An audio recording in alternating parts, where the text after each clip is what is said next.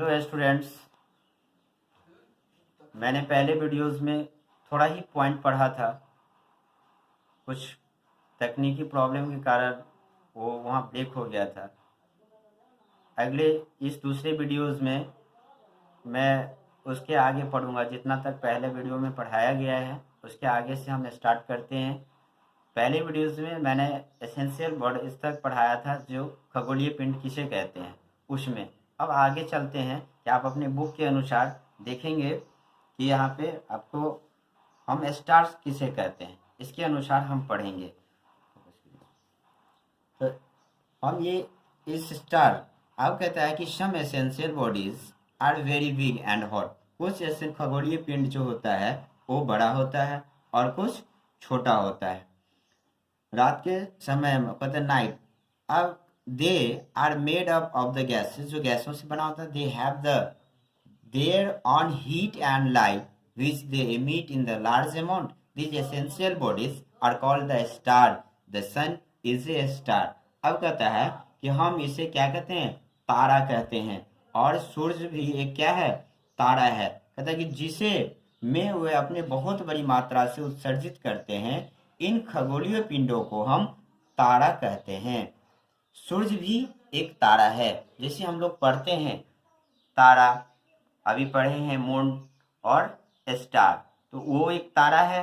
चंद्रमा भी और सूरज को भी हम एक तारा समझते हैं। सूरज के एक तारा कहते हैं। ये आप समझिए कि आपके बुक के अनुसार दिया गया है, जो हम इसे सूरज को भी एक तारा के रूप में जानते हैं।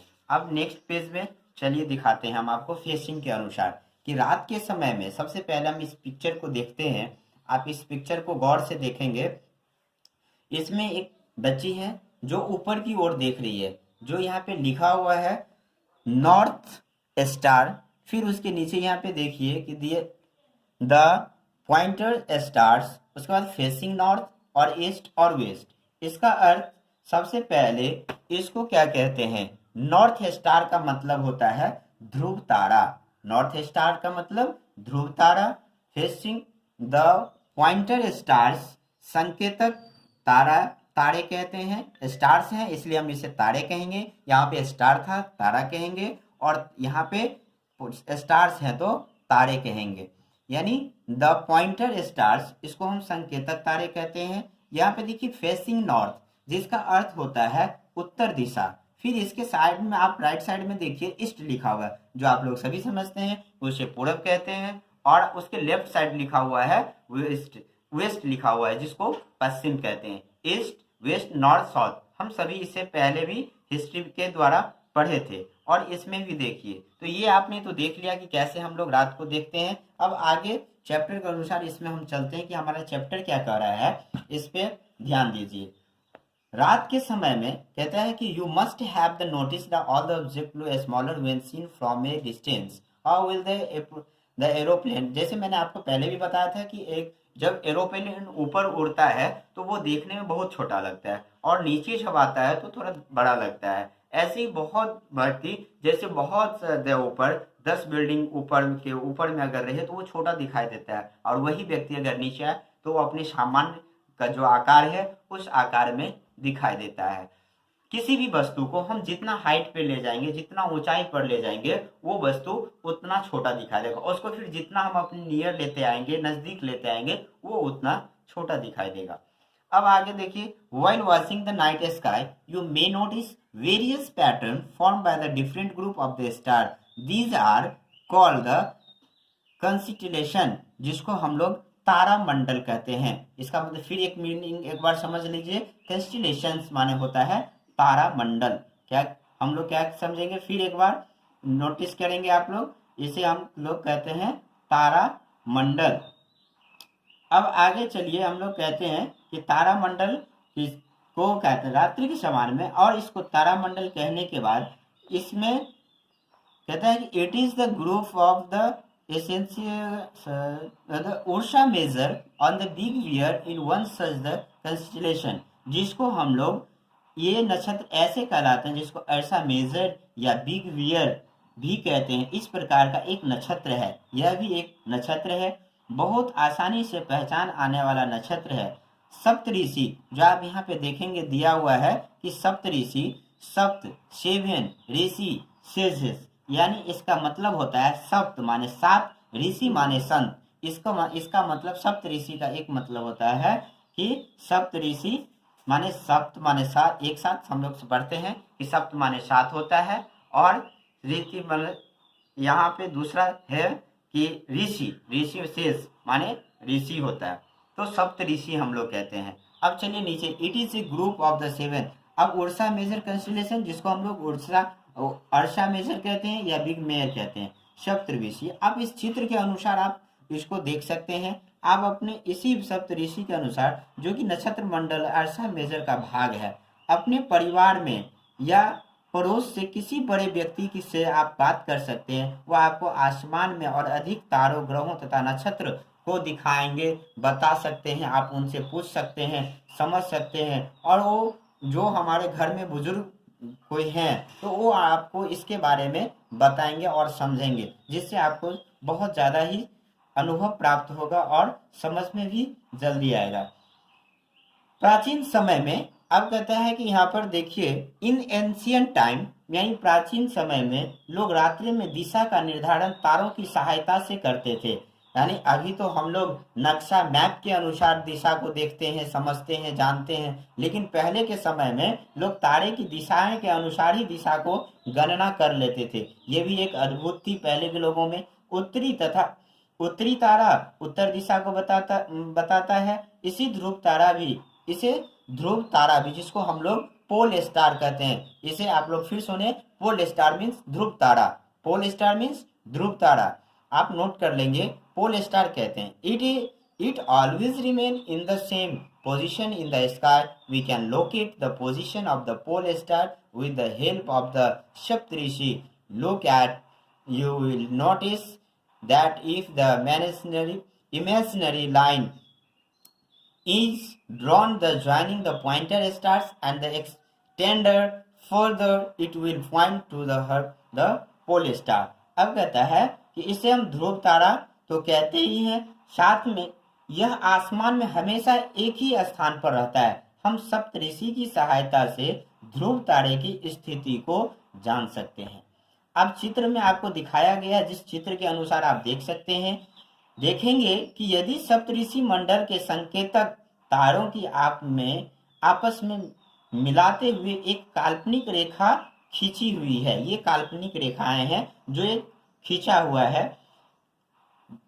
जाए एवं उसे आगे की ओर बढ़ाया जाए तो यह ध्रुव तारे की ओर इंगित होता है। यानी आंख की जो दृष्टि इस पे पड़ता है और उसे जब हम ऊपर की ओर जाते हैं तो वह ध्रुव तारा की ओर, हम पोल स्टार की ओर हमारा नजर चला जाता है और वो हमें इंगित करता है।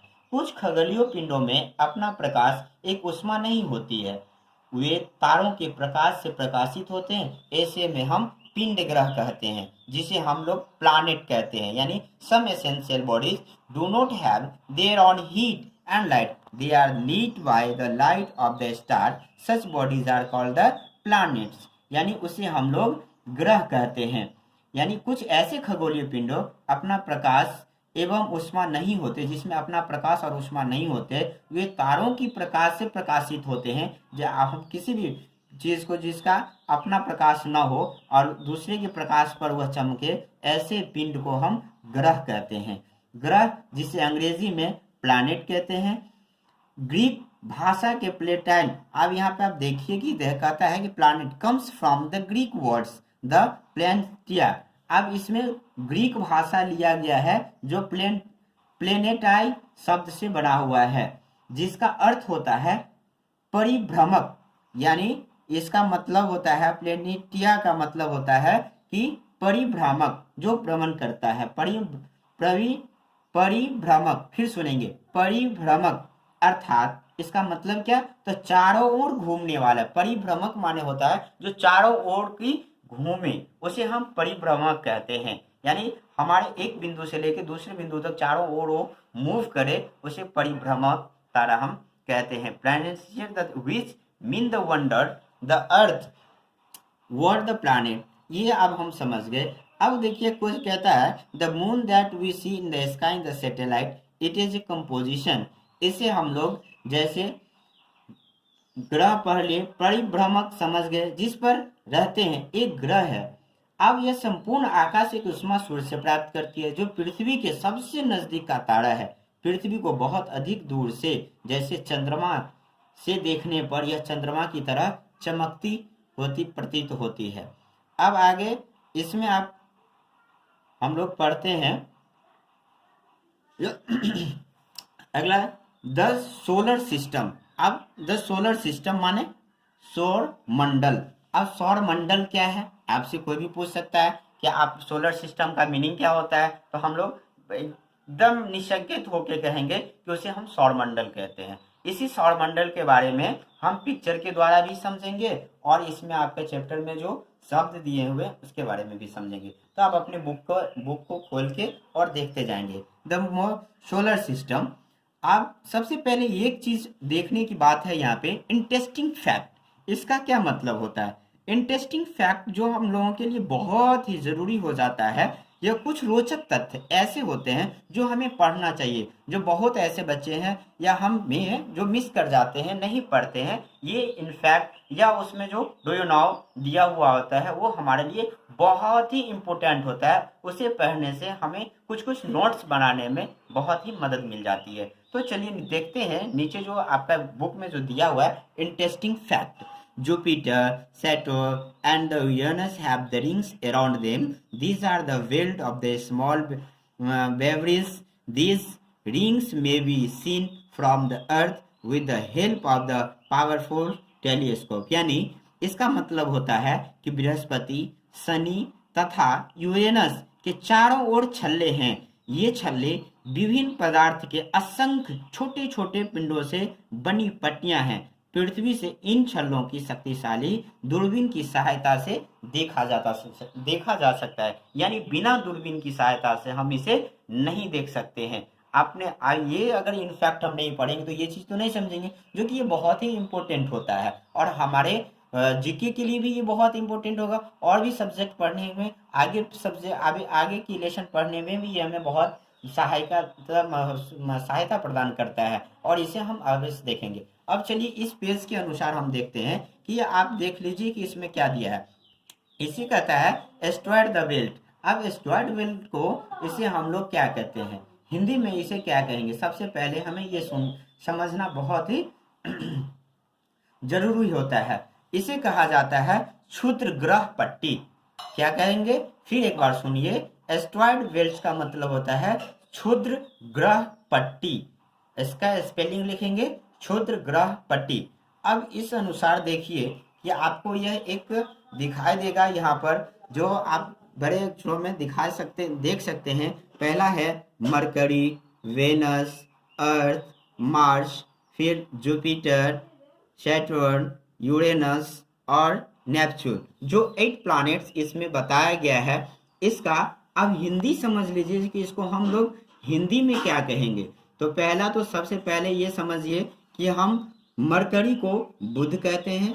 फिर सुनेंगे, ध्यान से सुनेंगे, मरकरी को बुध कहते हैं और वेनस को शुक्र कहते हैं। अर्थ को तो सभी समझते हैं, पृथ्वी कहते हैं। उसके बाद मार्स को, ये भी हम लोग सुनते ही आ रहे हैं, मार्स को मंगल कहते हैं। उसके जुपिटर को हम लोग बृहस्पति कहते हैं। उसके बाद सैटर्न, जिसको हम शनि कहते हैं।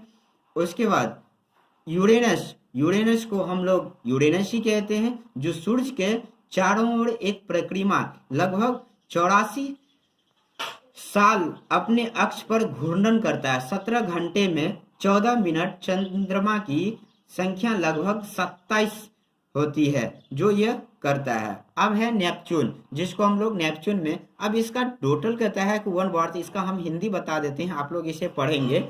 सूर्य के चारों ओर एक परिक्रमा 164 साल में करता है। अपने अक्ष पर घूर्णन 16 घंटे 7 मिनट में। चंद्रमा की संख्या 13 होती है। अब यहाँ कहेंगे कि तो सर 2 ठो तो यहाँ पे हम बताएं, तो अब शुरू से भी इसका भी ये बता देते हैं कि इसका क्या है।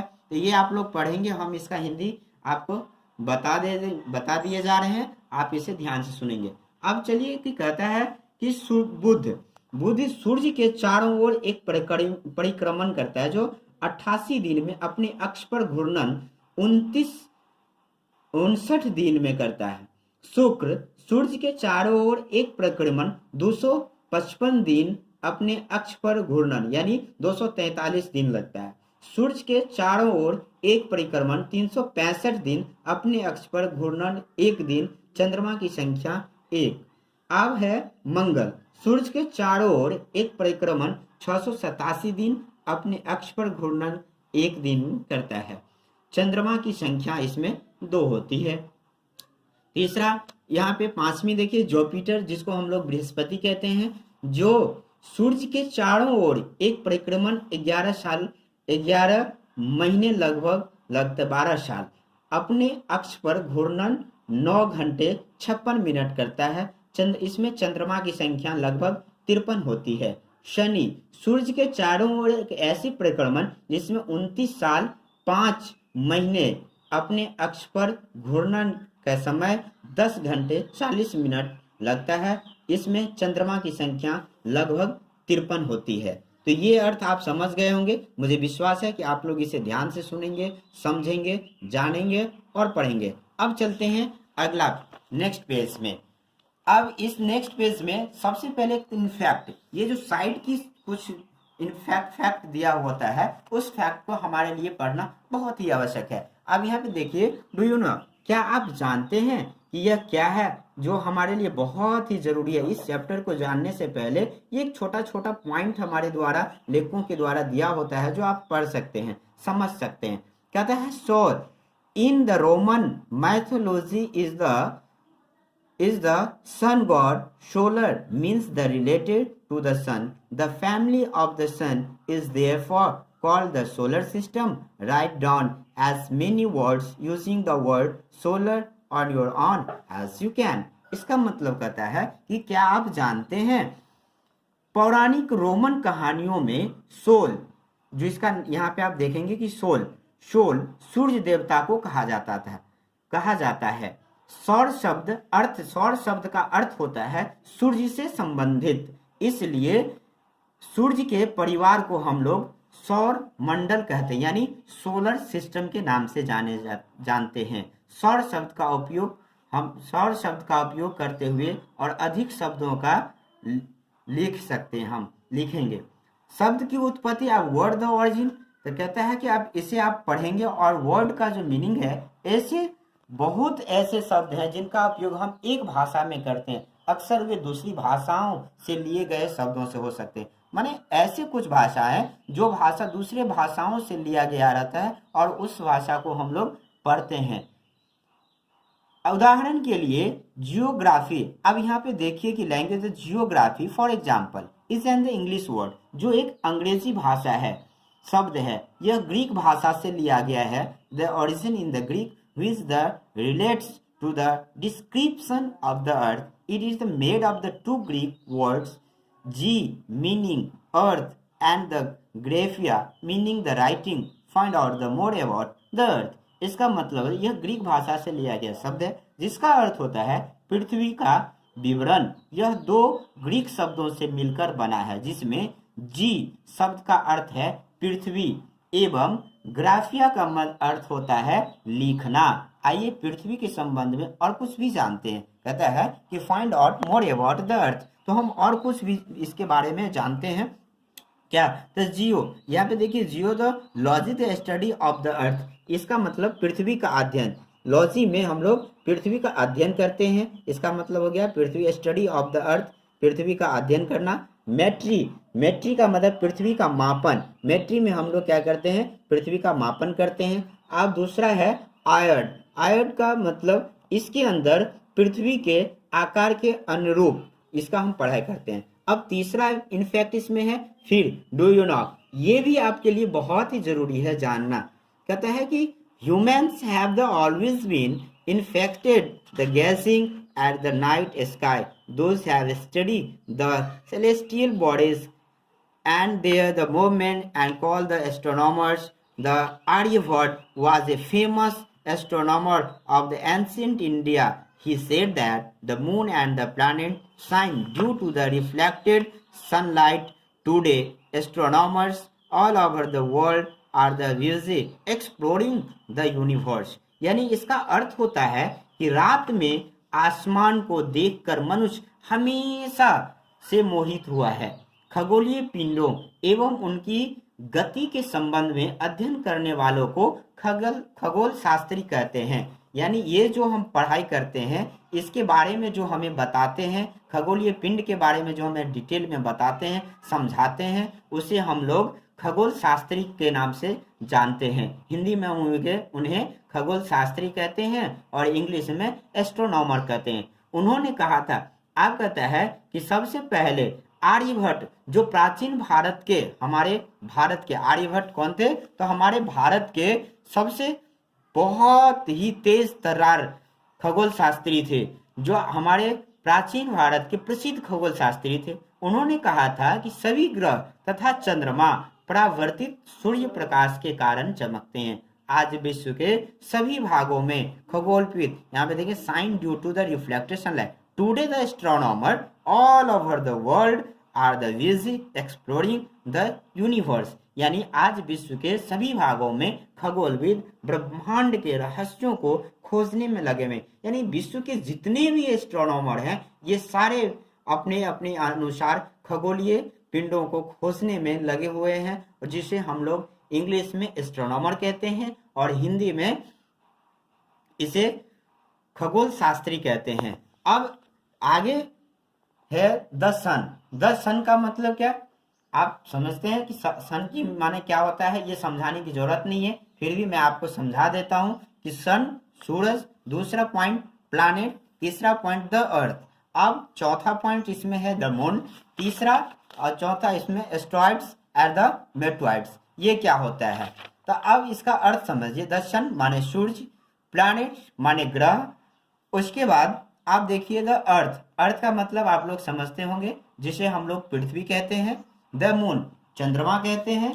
उसके पेज के बाद एस्ट्रॉइड्स, जिसको हम लोग क्षुद्र ग्रह कहते हैं, हम लिख दिए हैं, यहाँ पे आप लोग लिख सकते हैं क्षुद्र ग्रह, और मेटॉइड्स जिसको हम लोग उल्का पिंड भी कहते हैं। तो नेक्स्ट वीडियो में आज का जो स्टडी है हम यहाँ तक रखते हैं, और नेक्स्ट वीडियो में हम द सन से पढ़ेंगे। पढ़ाई हुई है इसे आप लोग बहुत अच्छे से ध्यान से पढ़ेंगे। नेक्स्ट वीडियो में हम द सन से फिर आपको ये लास्ट चैप्टर यहाँ तक एस्ट्रोनॉइड्स तक पढ़ाएंगे, और उसके बाद इसका जो क्वेश्चन है, इस क्वेश्चन के बारे में भी हम आपको बताएंगे कि ये क्वेश्चन हमें क्या कर रहा है, ये हमें आपसे क्या पूछ रहा है या किसी से क्या पूछ रहा है। ये जो क्वेश्चन चैप्टर को हमने जो पढ़ा, हमने जो समझा, अब उसी के अनुसार इस चैप्टर में कुछ क्वेश्चन दिए हुए हैं जो हम नहीं समझ पाते हैं। तो अगले वीडियोस में हम ये आपको समझाने की कोशिश करेंगे कि ये क्वेश्चन हमसे क्या पूछता है, और इसका आंसर इसी चैप्टर से आपको मिल जाएगी। Thank you.